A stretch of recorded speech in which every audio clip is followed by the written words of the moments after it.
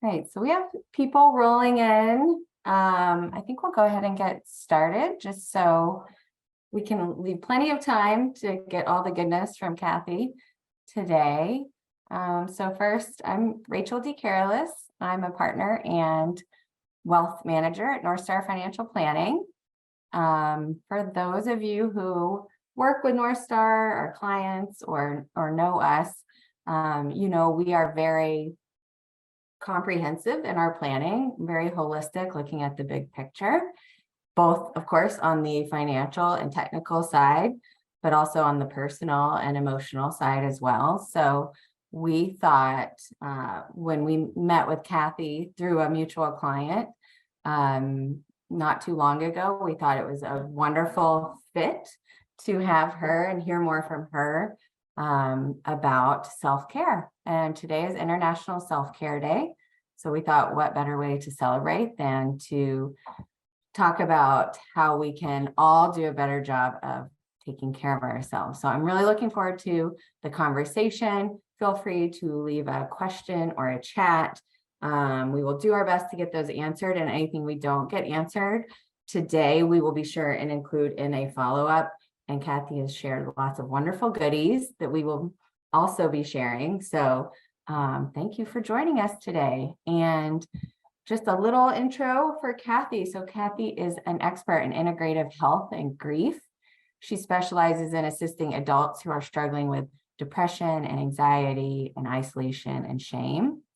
She utilizes various mindfulness techniques, prioritizes the healing process through integrative nutrition, body awareness, breath work, and movement, alongside a collaborative approach to therapy that uses neuroscience to rewrite emotional patterns that cause the symptoms.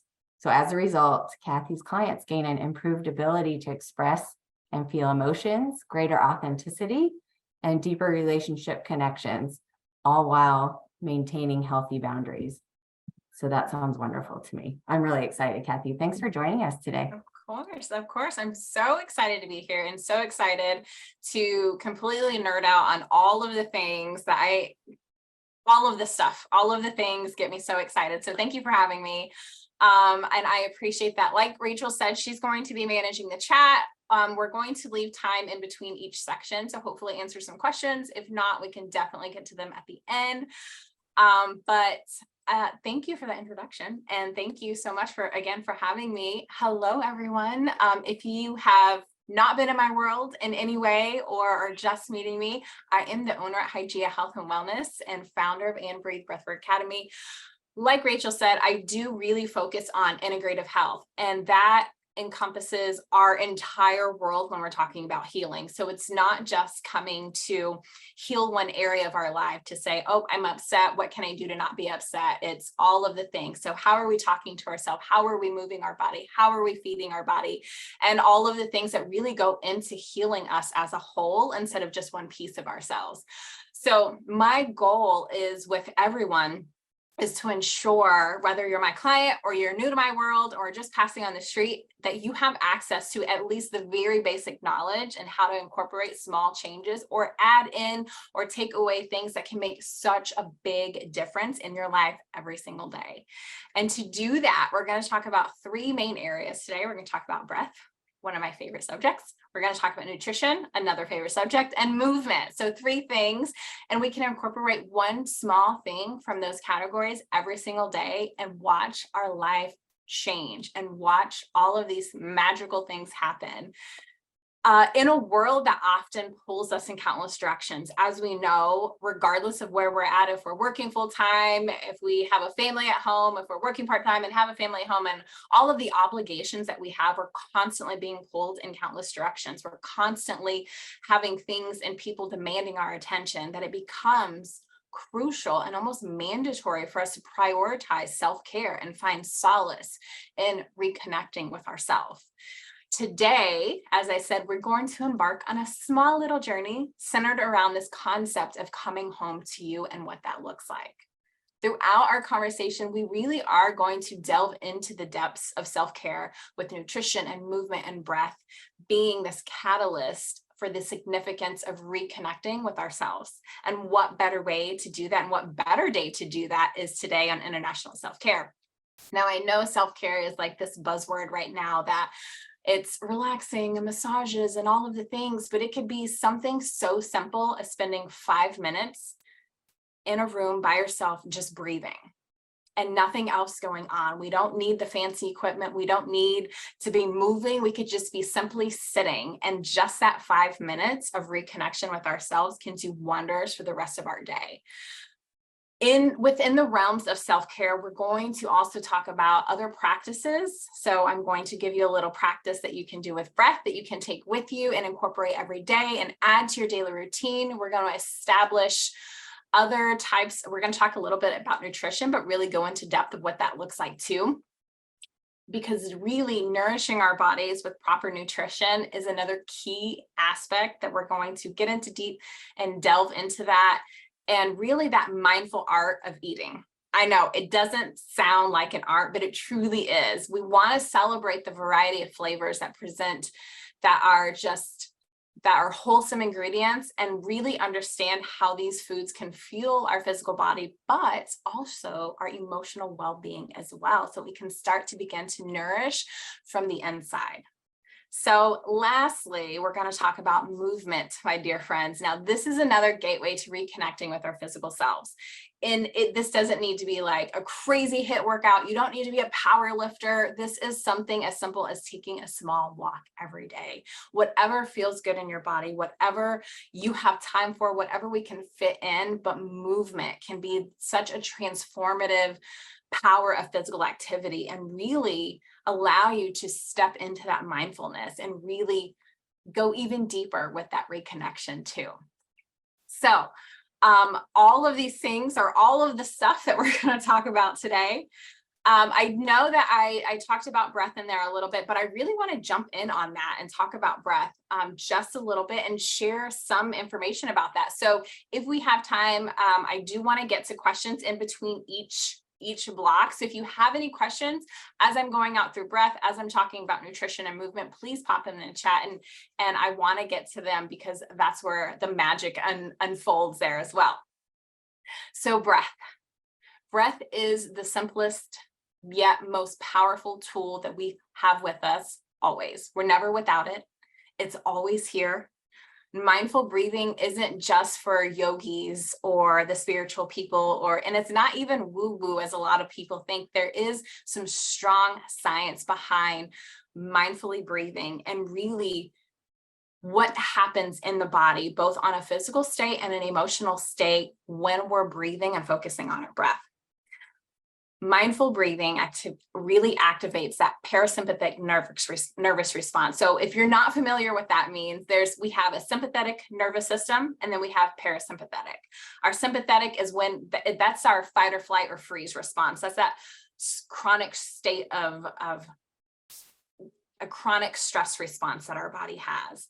So when we're feeling anxious, when we're upset, when we're feeling overly stressed, our sympathetic response, our nervous response is activated and is going and it's shooting off things. It's adrenaline, it's cortisol, it's all of the things that we don't want constantly in our body. Whereas when we activate the parasympathetic response, it slows our heart rate. That's our rest, our digest, our relax state of mind. This can help reduce anxiety in the process when we're focusing on breathing. Breathing controls that autonomic nervous system, this involuntary nervous system. So that is what happens without thinking. We take breaths every day, but we don't always mindfully take breaths. We're not always focusing on how deep the breath is. Instead of keeping it in the chest, we want to really bring it down into the belly and pull it up and move it out. The breath can be incredibly powerful. The breath is one of those things that is right now in the moment. The breath keeps you in the present. You can't breathe in the past. You can't breathe in the future. Now, in the past, we did breathe, but when we were breathing, we were in the moment. We were in the present. When we breathe in the future, we're going to be in the present. So the breath keeps us grounded to what's happening right now. So oftentimes when we're being pulled in all these directions, where our mind is also going to, oh, I shoulda, woulda, coulda done this, or what's going to happen if we're having trouble narrowing in, like kind of bringing our thought process and focusing on one thing, that breath really is a powerful catalyst to bring everything down to right here and what's happening right now, so that we can activate that rest nervous response in our body. When we stay in our sympathetic nervous response too long, this floods the body with those stress hormones that really keeps us from calming down and relaxing and clearing the mind and allowing our body to digest the way it needs to digest. Just 5 minutes of mindful deep breathing. And this doesn't need to be a fancy technique. This doesn't need to be something that you need to YouTube. Just focusing on your breath and sitting there and just breathing in and breathing out. Just 5 minutes of that every single day can lower stress and anxiety. It creates a deeper connection with ourself, with our emotions, and it tells our body that we really are in a safe space, that we really are okay in this moment. By really triggering this relaxation response in our body, again, it's not just creating safety, but it's reducing stress and anxiety. We're focusing on our breathing, which can help reduce the stress by activating that parasympathetic nervous response. It calms the body and calms the mind. It improves our lung function. Of course, deep breathing exercises this capacity, this lung capacity. Most of us are not using the full capacity of our lungs. Our breaths are really shallow. They stay in the chest and they're not really going down. This helps us take in more oxygen, but it also improves the amount of oxygen moving through our lungs as well. By mindfully breathing and deep breathing at that, focusing on pushing the breath down into the belly rather than leaving it here in the chest, it can lower our blood pressure.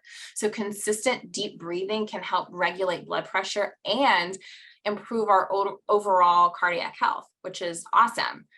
Enhancing mental clarity, of course, by focusing on the breath, that really allows us to focus on our mood, but our cognitive function as well. So that means how we're going to think, how we respond to stress, how we're going to move forward. It also reduces pain. So deep breathing can activate the body's natural painkillers and reduce discomfort. So really breathing through it and really focusing on that can improve mood, reduce stress, reduce anxiety, increase focus. It helps sleep patterns, lowers cortisol. Really, this list goes on and how powerful just a simple thing that we don't even think about regularly every day can change our health, not just physically, but mentally and emotionally as well. As we're staying on with breath too, I want to go just a little bit deeper into the nerdy part of it, because that's my favorite thing to talk about, is how powerful and how breath really is this medicine, again, that we carry with us. We never have to take anything with us. We always have it with us. So if we're in a very stressful response, if we're feeling overly stressed out and we're out in a big crowd, we can always excuse ourselves to go to the bathroom, go to another room, and just breathe. And allow that breath to take over and allow that breath to kind of wash over us and take us from this very scary fight or flight response, and very gently, but very quickly and powerfully over to this rest and relax response that we have. When we become aware of that breath, the state of our emotional, where we're at emotionally, where we're at mentally, we can use that breath to guide us to slowing down and connecting with ourselves, and have it in this little piece, this tiny little thing that we can do every day for 5 minutes. And that's all we need to do, can have a major significant impact on our physical and emotional health. And it promotes relaxation, it promotes calmness, and overall from head to toe improved well-being. Oftentimes, it's so easy to go days and even years without thinking about what our breath is doing. How many times a day do we stop and be like, am I breathing? Or what does my breath look like? Almost never. for most of us, but it's one of those things that we do naturally from birth. It's one of those things that can keep us right here and completely change our mindset, completely change our where we're at emotionally in just a few moments with nothing else but just breathing.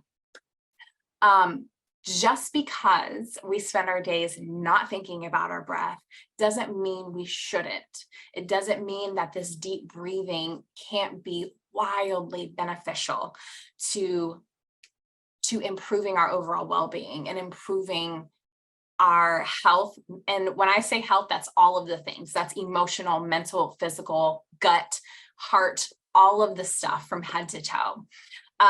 So one of the simplest things, and I'm going to share my screen if you don't mind, Rachel. Do you think I can, am I able to do that?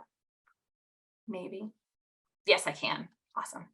I'm going to share my screen for just a moment because I want to show you what this looks like. While you're pulling that up, Cathy, we do have a question Sure. that someone asked about that they tend to hold their breath when they're stressed and it's not done on purpose. And do you have any recommendations on how they can work on that?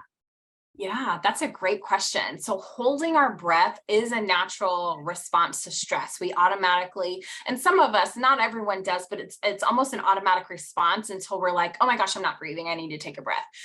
This is one of those things that takes a constant reminder for ourselves to acknowledge what the trigger is. So if your trigger is a stressful situation, if your trigger is a person, if your trigger is stage fright, like whatever your thing is, as soon as you acknowledge it, as soon as you see it, or maybe even going into it or feeling yourself kind of walking up to the edge of this, where you know you're going to feel like you need to take a breath, to stop, see it in yourself, and focus on your breath. So it's like any habit, is just taking that minute to, as soon as you see that you're doing it, acknowledge it, take a step back, and then move forward with a different breath.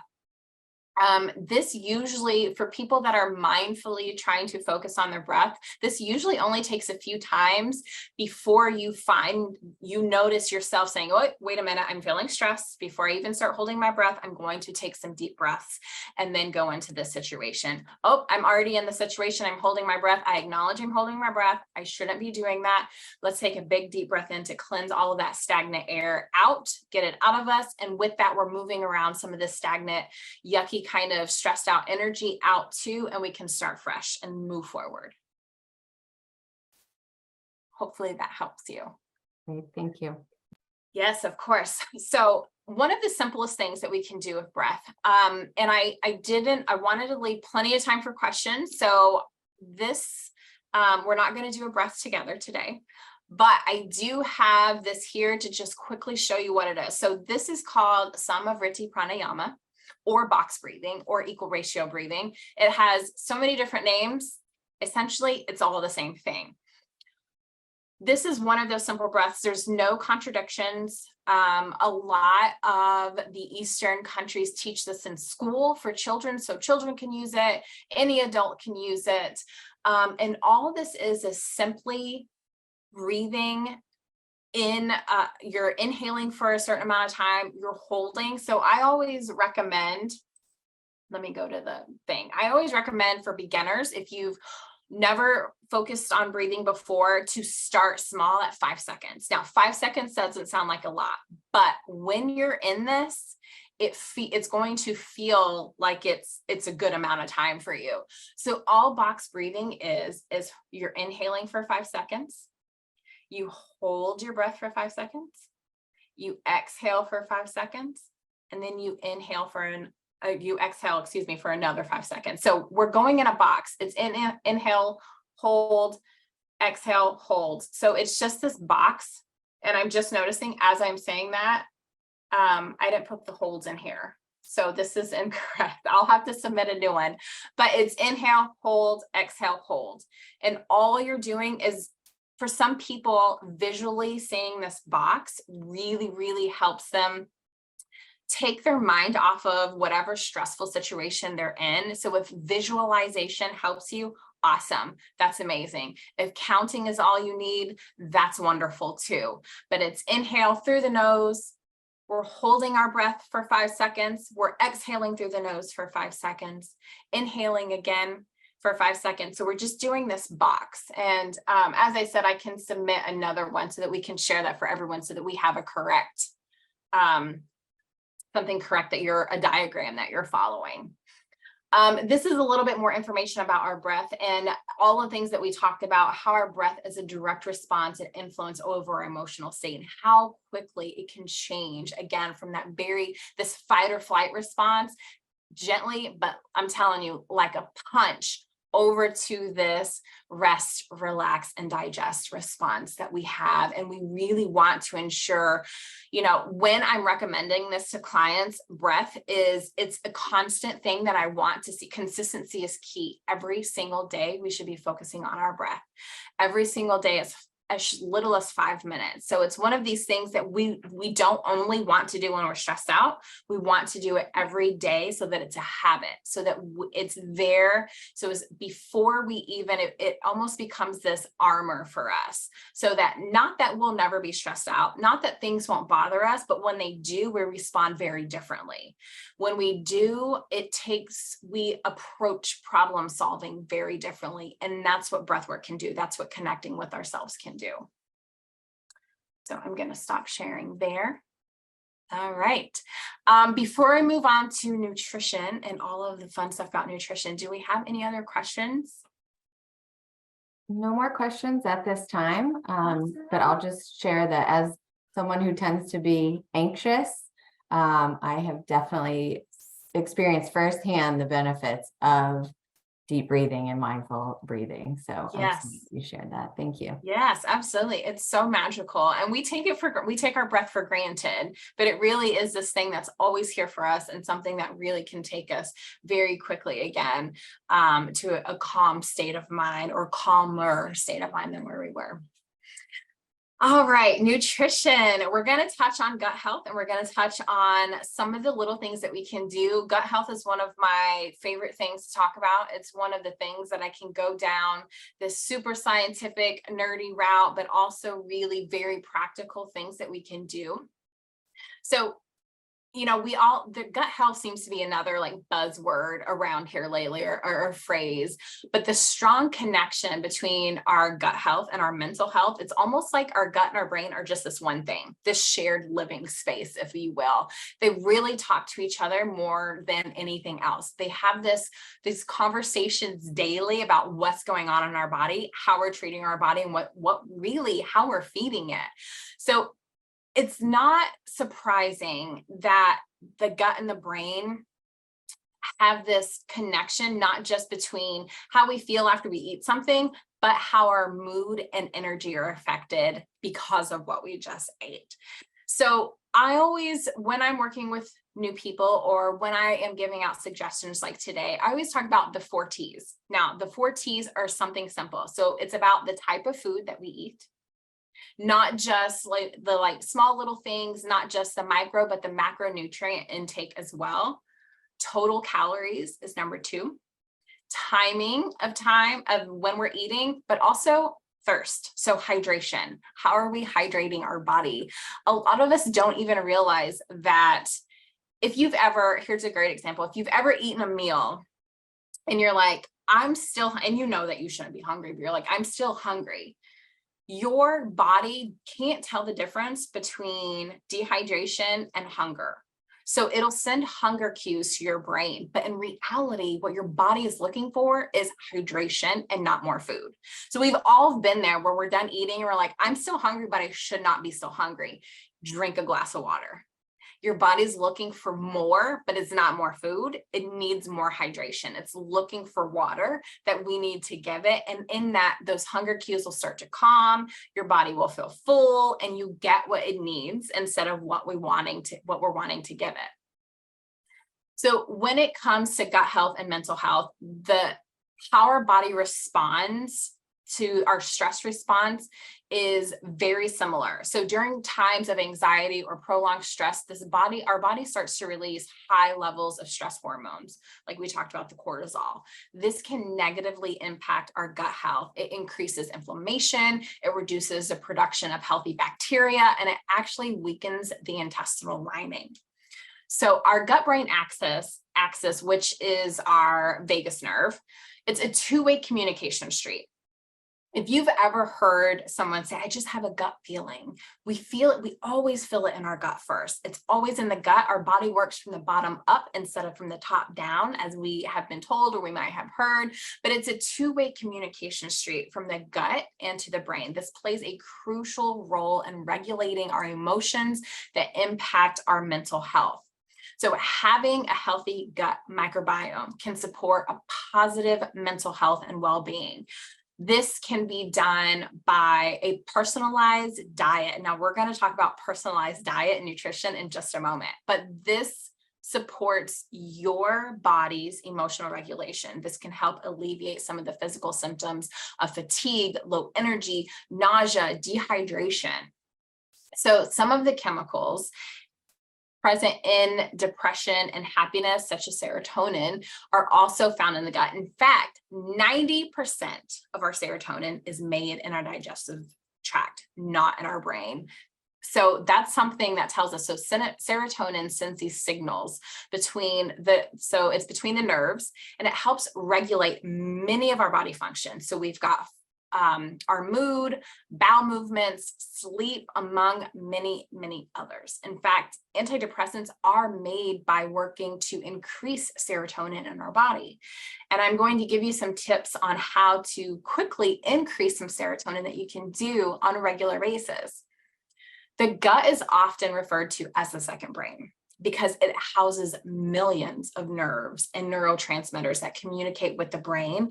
This is why it's called the gut-brain axis. This is the informational highway that goes from the gut to the brain all day long, constantly. It's a bi-directional communication. It's constantly signaling the two, and it's constantly influencing not just our digestion, but our emotions, our mood, and our mental health. When there's an imbalance in our guts, and we'll talk a bit about what an imbalance in your gut looks like, or what it could look like. It can affect the production and regulation of these neurotransmitters like serotonin, which often is referred to as that happy hormone. So we want that production to come. And, as we talked about today, is such a beautiful day. Sunshine is a great way to start that production and increase serotonin very naturally. So a natural vitamin D can help that and get that crucial, play a crucial role in increasing our serotonin naturally in our body, which in turn regulates our mood. It helps with depression and anxiety, but it also is just a natural mood booster, which I just said, but that's really important to say. So I'll say it again. The gut microbiome is also this collection of microorganisms that live in our gut. It lives in all of the digestive tract, and it plays this vital role in maintaining also a healthy immune system. So when there's an imbalance for a long period of time, when we're in a constant state of stress for a long period of time, if you've noticed, sometimes we get sick more often. It's because that chronic state of stress weakens the immune system. There's not our guts freaking out, and it's like, I don't know what's going on up there in the brain, but you need to calm down because now I'm inflamed. And if I'm inflamed, the brain's like all the emotions. So the two of them are not happy, which means we're not going to be happy. So really finding that balance to get our body from this chronic state of stress, calming it down so that our gut can calm down and tell our brain to calm down. It's always, again, it's just a two-way street between the two of them, this communication between the both of them. So when there's an imbalance for a long period of time, this gut bacteria leads to inflammation and a compromised immune system. And this in turn is linked to mental health disorders like depression. So that's one of the big links between the two of them. So improving our gut health can positively impact our well-being with just simple things that we're going to talk about in just a moment. I'm going to give you 7 foods that you can do to increase serotonin, but it also produces, it allows us to adopt a healthy, balanced diet that can promote a diverse and healthy gut microbiome. So we don't want to eat just one food all the time. We want to make sure that our body is getting a variety of different things so it can stay moving and the microbiome can stay balanced. And of course, if our gut is balanced, our emotional and our mental health is going to be balanced as well. So some 7 foods, if you're taking notes, I'll say it slowly, 7 foods that can help increase serotonin levels. So eggs, including the yolk. So don't skip out on the yolk. It is good for you. Cheese is awesome. If you can't do cheese, there's other alternatives like cheese alternative. There's like a, which is my favorite because I don't eat cheese either. Chickpea cheese, which is super creamy. It's really yummy. Pineapple, tofu, salmon, nuts, seeds, and yes, even turkey is a great food to naturally increase serotonin levels. So grab some pineapple, go out in the sun, take a walk. Those 3 little things that we can do in less than 20 minutes, all 3 of those things increase serotonin, help us become more connected with our body, and it makes such a big difference with our where we're feeling emotionally. So the best chance, and now I'm going to switch gears a little bit, still talking about serotonin, but one of the big things that we want to not forget too, when it comes to eating foods and increasing the serotonin boost without using supplements, we want to make sure that we get a healthy serving of carbohydrates. Yes, I know carbs for some people are not, are like a no-no word, but I'm telling you, they're good. So rice, oatmeal, whole grain bread, bananas, apples, all of those things they pack a punch with carbohydrates, but they also pack a punch with serotonin as well. Other ways to increase our serotonin is exercise. So again, you don't need to be a power lifter. You don't need to go run on a treadmill. Any movement in the body, walking for 10 minutes can do amazing things. So regular exercise or regular movement, I would say, and managing stress can also contribute to maintaining this healthy gut-brain connection that also, again, increases serotonin in the body. Sunshine. It is nature's miracle and mood booster. This has a clear relationship to being exposed to sunshine regularly. It can boost your mood. It can help mood. It can help you sleep better, but it also is just something that we can fit into our day every day. So if you can do it during a lunchtime break, you can do it after you eat breakfast, before any time. Get out there and walk for 5 minutes, and it can do wonders for your mind and your body. I promise you.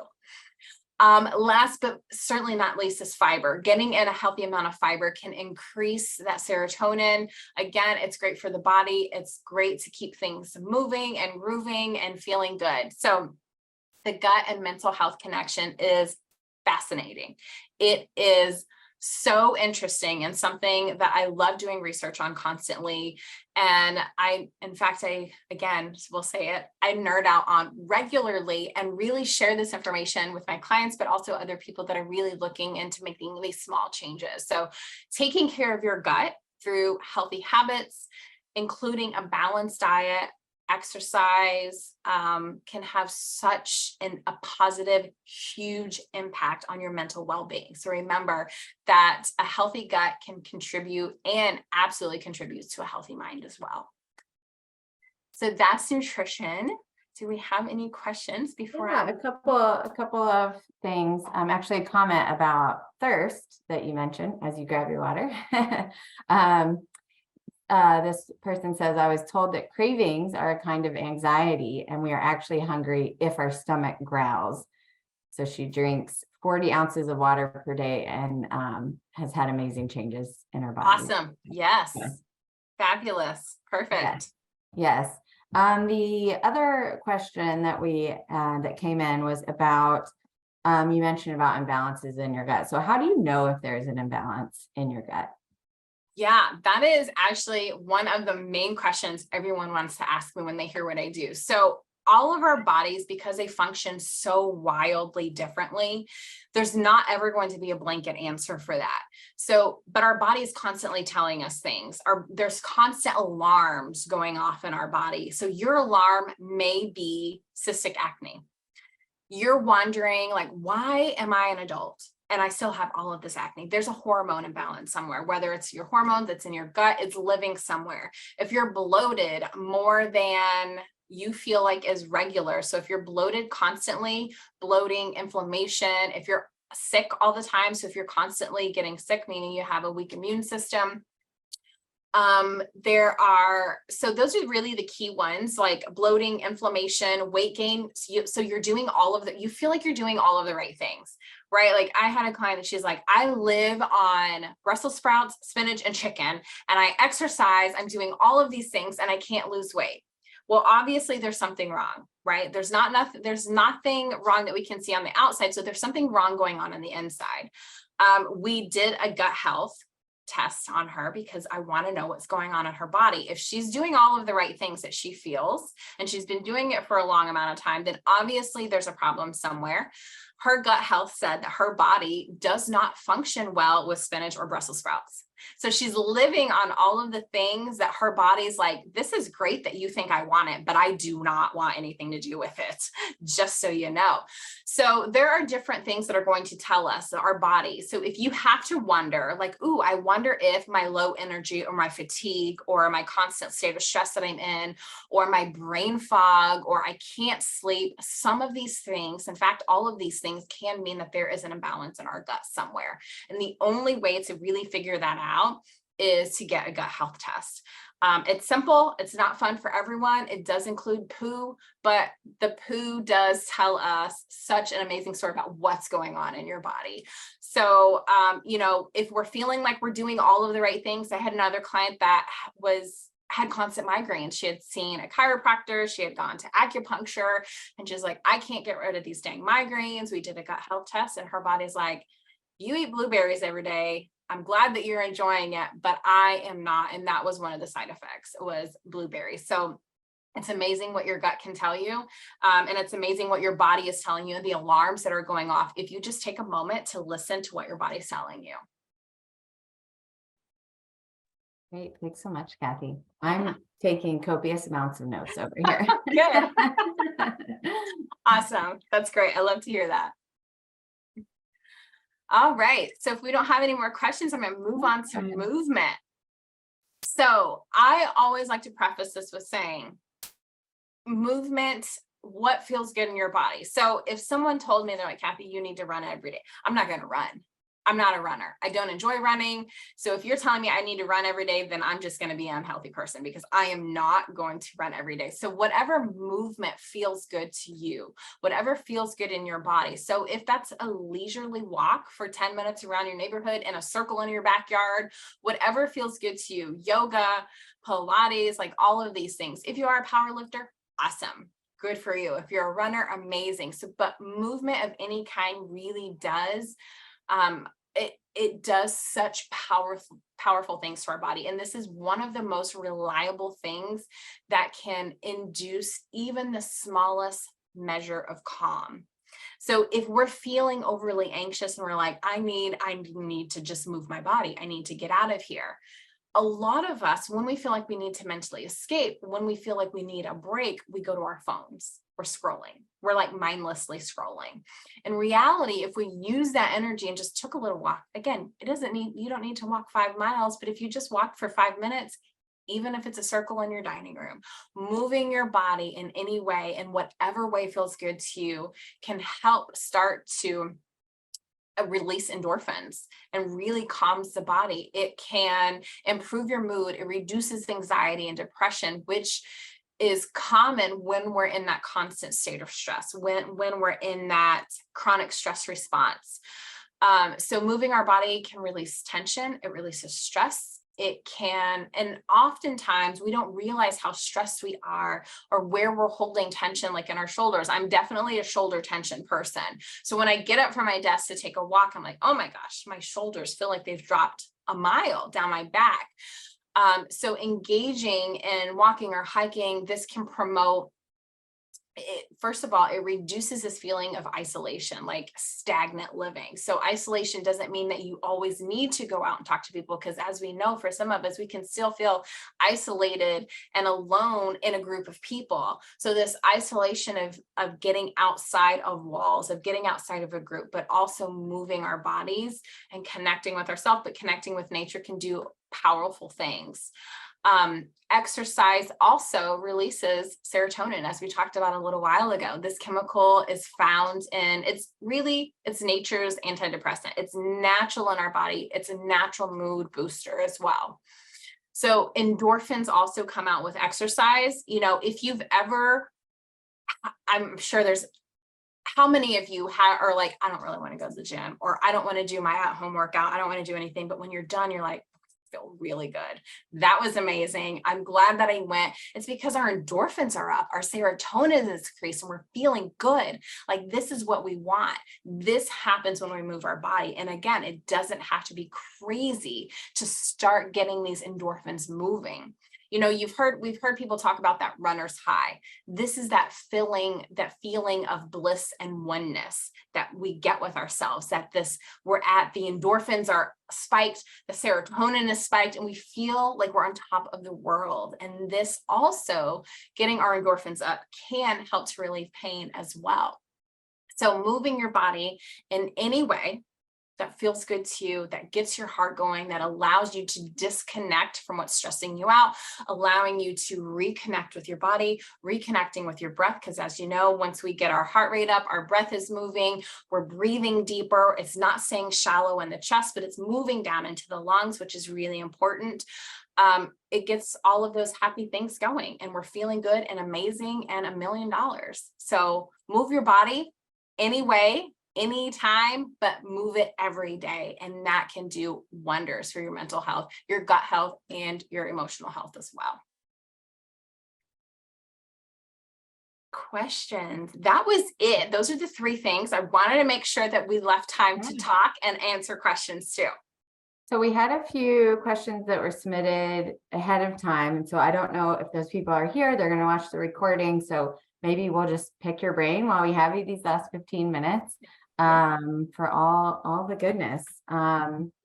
One thing was about supplements. So in general, how do you feel about supplements? Do you recommend them? Is there one in general, or is it, more personalized? Yeah, so it's always going to be personalized for people. But because our needs are so different and our body changes monthly. So for us women during our cycle, like, we feel low energy, we're usually low iron. So for everyone, but if I had to pick one supplement that every human should probably take, it's a vitamin D3. Vitamin D3 really is immune boosting. It's great for the skin, for the hair. It's great for the energy, like, we get natural serotonin.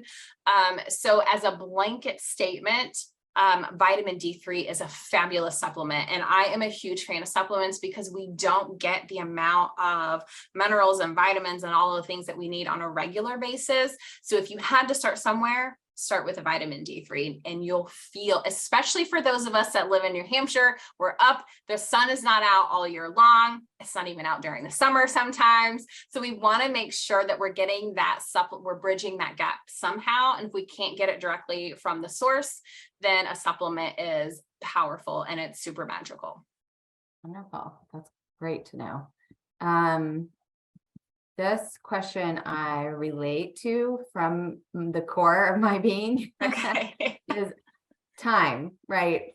For a lot of us, we're busy professionals, or like you said at the beginning, we're balancing family care needs. And so if you feel like I don't have time to practice self-care, what are some recommendations for making sure we fit it in?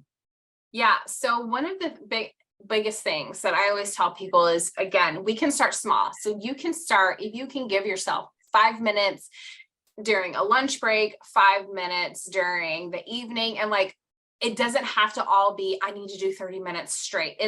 you can do 5 minutes 2 times a day. You can do 10 minutes 3 times a day, like wherever you can fit it in, but fitting it in somehow. So I always recommend for people that have just these crazy schedules, it's putting it on your calendar like it's an important date with yourself. Like this is a meeting that you need to do so that you have this block of time. Again, even if it's just 5 minutes, there have been those days where I'm running from the time that I get up to the time that I go to bed. And it's like, oh my gosh, I really, truly do, for the sake of everyone I'm dealing with today, I need to have this 5 minutes of just decompression, because if I'm not at my best, I'm not going to be the best for anyone around me. That means my partner, my children, my neighbors, anyone that crosses my path or, cuts me off in line, like no one is safe. So we want to make sure that we are being our best self. So if we can just do 5 minutes of a walk, 5 minutes, and some of us can take, be on a call or a meeting that we don't need to be super involved in. But if we're back-to-back calls, then take your phone or take your, AirPods or whatever those things are, and go on a walk while you're listening to the thing. If you have to catch up on notes or catch up on reading or whatever it is, like you can put these, there's so much that you can put in your ears. You can go for a walk. You can cut it short or start early or start late, but squeeze in 5 minutes 2 or 3 times a day. We all have 5 minutes somewhere. Even if you go and lock yourself in the bathroom and just tell people to go away and be like, I just had a bad lunch. I'm going to be in the bathroom for a while. I'm going to take 10 minutes to myself. But really focusing on trying to squeeze it in where we can, if we can't put it on our calendar, really like it's an important time with ourselves, because it is. It really, really, truly is. I was just talking with my coworkers about similar.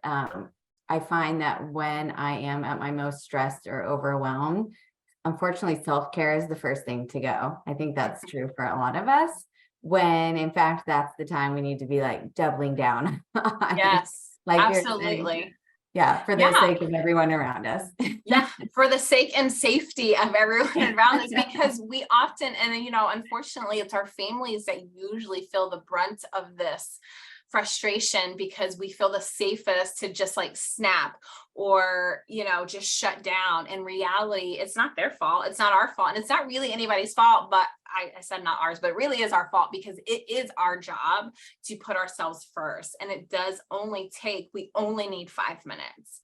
And we can find that 5 minutes somewhere. Again, if it's locking yourself in a closet, in a room, or just walking out of the house and be like, I know there's a tornado going on right now, but I'm going to take 5 minutes and I'll come back clear-headed. My endorphins will be up, the serotonin will be up, and I'll feel better and handle this in a very different way than I would have 5 minutes ago. I love that. Those are some great ideas. What do you say to people who make the argument that changing your nutrition and eating more healthfully can be costly? Not only can take more time, but there's a financial component too. Do you have thoughts on that? Yeah, so eating healthy does absolutely not have to take more time. We feel like it does. And I've actually included some recipes that are clean eating, but they're fast too. So this is like, make it in a skillet lasagna. When you think of clean foods, most of us are thinking like celery and carrots and like all of the things that don't light us up. But there are so many different healthy recipes and so many different types of foods that only take less than a few minutes. And again, here is like, we can be multitaskers. While our food's in the oven or while it's simmering on the stove, we're going to breathe for 5 minutes while things are cooking so that we can take a break and really just connect with ourselves. But going back to food, it can be super fast. There's a ton of one skillet meals that you just throw some protein, throw all the veggies that you love in a pan, saute it up, put it in a wrap, throw it on some lettuce, or, you just make it as simple as you can and as simple as you enjoy. But I included some powerful recipes there that I think everyone's gonna love. Again, it's clean food. It doesn't take a lot of time. As far as like costly goes, here's my thought on it. We either, in terms of health, are paying for it up front, or we're going to pay for it on the back end. So if we're skimping out and we're like buying, let's say we're going to eat fast food or takeout or really greasy processed foods during the week, and we're like, yeah, I'm just going to live on this because I don't have time to cook something healthy, which in reality, the healthier food is going to take less time. And I showed you with those recipes.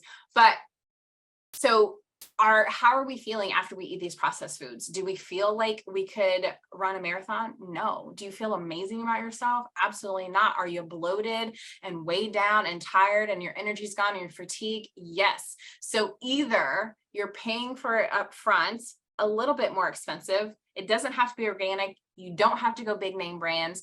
There are a ton of like local brands and a ton of store brands that are getting on this non-processed, healthier, organic way of living that costs a lot less money, but you're also getting the same benefits. So we're either paying up front and you're just paying a little bit extra for the food, or you're going to pay for it on the back end with your health.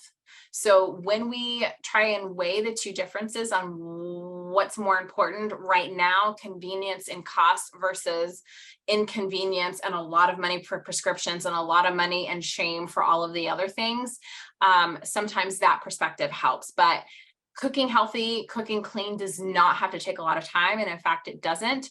And it definitely doesn't have to be costly. Great. That I am leaving today feeling very inspired on International Self-Care Day of all the ideas I can't wait to share and get home and implement. I should have explained at the beginning the background here. So the team here at North Star is at a 2-day retreat up in Squam Lake. And so we are practicing what we preach in terms of really, making self-care a priority and focusing on your well-being. So Cathy, everything you've added today has just added to that and made it even better. Awesome. How can people get in touch with you, or if they're interested to learn more or potentially working with you? Sure. Yeah. So you can go to my website, hygieahealthandwellness.com. You can find me on Facebook or Instagram. Either go to my page personally or go to the Hygieia Health and Wellness page on both Instagram or Facebook. Feel free to reach out. I'm happy to answer any questions beyond this too. If you're thinking of something and you're like, oh, I should have asked this, please reach out. I love answering questions. I love helping people realize that your health truly doesn't need to be costly. It doesn't need to be comprehensive. It doesn't need to be out of control either. It can be very simple. It can go back to the basics and just doing those small things. Like one of the viewers said earlier, she started drinking more water and the changes were crazy. Drinking water, the smallest, most natural thing that we do, can make these ginormous changes in our lives. So you can find me on all of the social media channels, either my personal or my business, but I'm here and I'm happy that you all got to join us on International Self-Care Day.